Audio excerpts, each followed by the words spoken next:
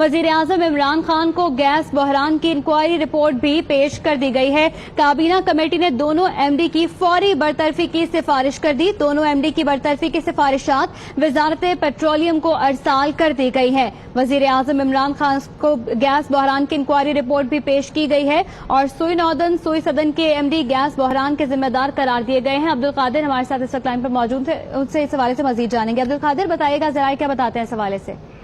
जी हाँ, बिल्कुल। गुज़िश्ता माह पेश आने वाले गैस बहरान की इंक्वायरी रिपोर्ट वज़ीर आज़म इमरान खान को पेश कर दी गई है और इस रिपोर्ट में जिम्मेदारों का तयन कर दिया गया है।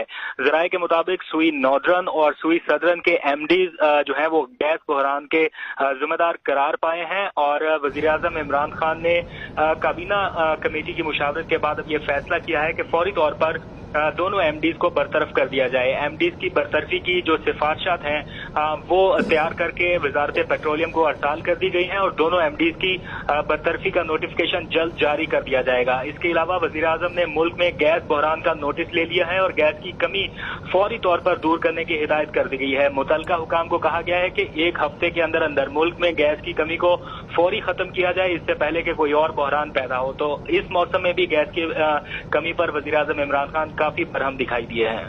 ठीक है अब्दुल कादिर, बहुत शुक्रिया आगाह करने के लिए।